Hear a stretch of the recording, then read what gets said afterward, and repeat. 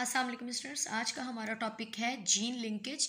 Gene linkage को समझने के लिए यहाँ पर एक क्रोमोसोम को मैंने ड्रॉ किया है। आपको पता है कि क्रोमोसोम क्या है? इनहेरिटेड मटेरियल है जो कि हमारी बॉडी में मौजूद होता है। कहाँ से आता है? हमारे पेरेंट्स से ट्रांसफ़र होता है। ह्यूमन बॉडी सेल में कितने नंबर ऑफ क्रोमोसोम होते हैं बेटा? 46 नंबर ऑफ क्रोमोसोम होते हैं। तो ये जो एक क्रोमोसोम है, क्रोमोसोम के अंदर मौजूद होता है डीएनए। डीएनए बनता है न्यूक्लियोटाइड की पेयरिंग से। न्यूक्लियोटाइड की खास पेयरिंग जो कि प्रोटीन बनाने के लिए ज़रूरी होती है, उसे हम कहते हैं जीन।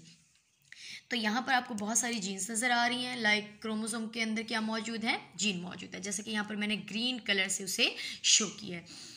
अब ये जो जीन होती हैं क्रोमोसोम के अंदर, वो लिंक्ड होती हैं, रिलेशन में होती हैं, कनेक्टेड होती हैं आपस में, जिसे कहा जाता है जीन लिंकेज।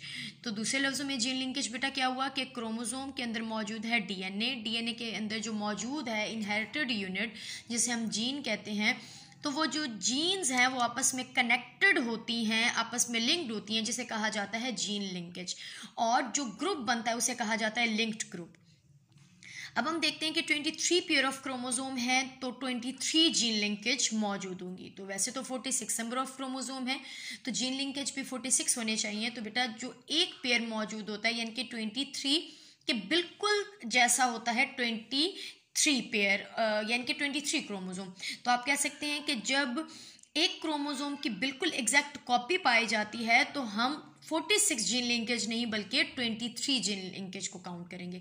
तो पेयर भी कितनी हो गई? 23 पेयर हो गए क्रोमोसोम के। तो लिंकेज भी कितनी हो गई?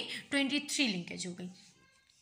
अब आपको पता है हमारी बॉडी के अंदर बहुत से कैरेक्टर्स होती हैं, लाइक 1000 ऑफ कैरेक्टर्स से हमारी बॉडी बनी होती है। जैसे कि हेयर कलर है, शेप है बॉडी की, बॉडी वेट है, बॉडी हाइट है, आई कलर है। तो ये सारे के सारे कैरेक्टरिस्टिक्स मौजूद हैं। तो हमारी बॉडी बनी है 1000 ऑफ कैरेक्टर्स से, जिसके लिए रिस्पॉन्सिबल हैं 1000 ऑफ जीन्स। लेकिन क्रोमोसोम 1000 नहीं होते बेटा। क्रोमोसोम की तादाद कम होती है, जिस पर 1000 ऑफ जीन्स मौजूद होती हैं, जो कि बहुत सारे कैरेक्टर को रिप्रेजेंट कर रही होती हैं, बहुत सारे कैरेक्टरिस्टिक्स की फॉर्मेशन कर रही होती हैं। तो वो आपस में लिंक्ड होती हैं, आपस में कनेक्टेड होती हैं और एक ही क्रोमोसोम के अंदर पाई जाती हैं, जिसे कहा जाता है जीन लिंकेज।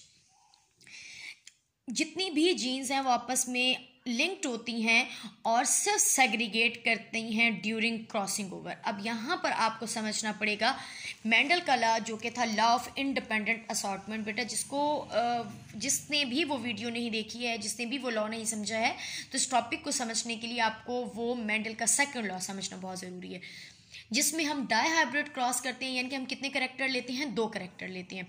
एक हमने लिया था सीड की शेप को, दूसरा हमने लिया था सीड के कलर को। सीड शेप क्या थी? राउंड, जो कि डोमिनेंट था, और रिंकल जो कि रिसेसिव था। कलर कौन सा लिया था? येलो और ग्रीन। इसका बेटा जब हमने क्रॉस करवाया था तो क्या रिजल्ट रहा? रिजल्ट ये रहा कि ये इंडिपेंडेंट हैं, ये आज़ाद हैं अलील। कोई डोमिनेंट के साथ भी जा सकती थी, ठीक है, डोमिनेंट रिसेसिव के साथ भी जा सकती थी, और रिसेसिव डोमिनेंट के साथ भी जा सकती थी, डोमिनेंट रिसेसिव के साथ भी जा सकती थी। यानी कि यहाँ पर ये आज़ाद थे। पर जीन लिंकेज के केस में ये फ्री नहीं होते, ये इंडिपेंडेंट नहीं होते कि ये कहीं पर भी किसी भी क्रोमोसोम के साथ चली जाएं। जैसे कि यहाँ पर मैं एग्जाम्पल दे रही हूँ, कलर ब्लाइंडनेस, हीमोफीलिया और गाउट। ये सपोज करें ये 23 नंबर ऑफ क्रोमोसोम पर मौजूद होती हैं। जैसा कि यहाँ पर क्रोमोसोम मैंने बनाया, सपोज करें ये 23 नंबर ऑफ क्रोमोसोम है, तो ये किसका है? कलर ब्लाइंडनेस की जीन, ये हीमोफीलिया की, ये गाउट की। तो जब मियोसिस हो रही है, जब नंबर ऑफ क्रोमोसोम डिवाइड हो रहे हैं, तो ये पूरा का पूरा क्रोमोसोम किसी एक गैमेट में चला जाएगा, ना कि ये जीन अलग हो जाए। बेटा बात समझ आ रही है? जब मियोसिस होती है तो नंबर ऑफ क्रोमोसोम डिवाइड होते हैं, ना कि क्रोमोसोम के छोटे छोटे पार्ट होके डिवाइड होते हैं।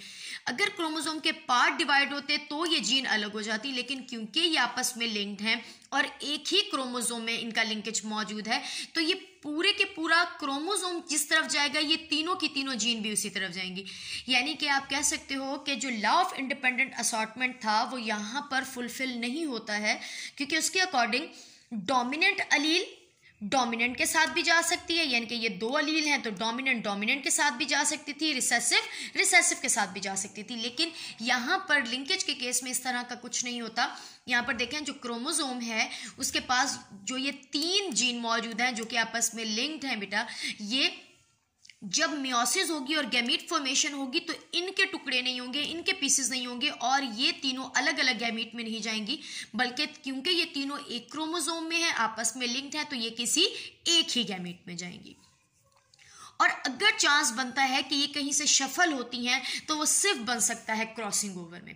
तो क्रॉसिंग ओवर क्या था, आप चैप्टर 21 पढ़कर आ रहे हैं बेटा, जिसमें क्रॉसिंग ओवर कौन सा स्टेज थी, जिसमें बाइवेलेंट बनता है यानी कि टेट्राड बनता है और वो आपस में 2 होमोलोगस क्रोमोसोम आपस में ज्वाइंट हो जाते हैं कुछ खास पॉइंट से और वहीं पर एक्सचेंज कर देते हैं सेगमेंट को। यानी कि जो जीन लिंकेज है वो कब आप कह सकते हो, या जीन कब जाएगी एक क्रोमोसोम से दूसरे क्रोमोसोम में, मियोसिस के दौरान नहीं, यानी कि गैमीट फॉर्मेशन के दौरान नहीं, अलग अलग गैमीट में नहीं, वो सिर्फ जा सकती हैं किस कंडीशन में, क्रॉसिंग ओवर की कंडीशन में। तो दूसरे लफ्जों में आप कह सकते हो कि ये जो जीन लिंकेज है वो ओबे नहीं करता है मेंडल के लॉ को, क्योंकि मेंडल क्या कहता है, मेंडल कहता है कि ये इंडिपेंडेंट होती हैं जीन अलील, कहीं कोई भी अलील किसी के भी साथ जा सकती है, डोमिनेंट के साथ भी, डोमिनेंट रिसेसिव के साथ भी। लेकिन जीन लिंकेज में ऐसा नहीं होता है। एक क्रोमोसोम पर जो जीन पाई जाती हैं जो आपस में लिंक्ड होती हैं वो सिर्फ कब शफल हो सकती हैं, वो सिर्फ शफल हो सकती हैं जब होती है क्रॉसिंग ओवर, ना कि जब होती है गैमीट फॉर्मेशन। जीन लिंकेज के आप अगर टेक्स्ट बुक देखते हैं तो इसके लास्ट में लिखा हुआ है कि जीन लिंकेज की वजह से ज़्यादा वैरायटी नहीं आती। बिल्कुल वैरायटी नहीं आती बेटा। रीज़न क्या है, वैरायटी कब आती, वैरायटी तब आ सकती जब पीस डिफरेंट हो जाते हैं, हर क्रोमोसोम का डिफरेंट पीस हर एक अलग अलग गैमीट में होता। लेकिन यहाँ पर ऐसा नहीं होता। अगर सपोज करें ये कलर ब्लाइंडनेस की जीन अलग गैमीट में जाती, हीमोफीलिया की अलग में जाती, गाउट की अलग में जाती, एनीमिया की अलग में जाती, तब वैरायटी आती है डिफरेंट गैमीट में। लेकिन क्योंकि ये तीनों एक ही गैमीट में गए हैं तो यहाँ पर वैरायटी ज़्यादा पॉसिबल नहीं होती फॉर्म होना।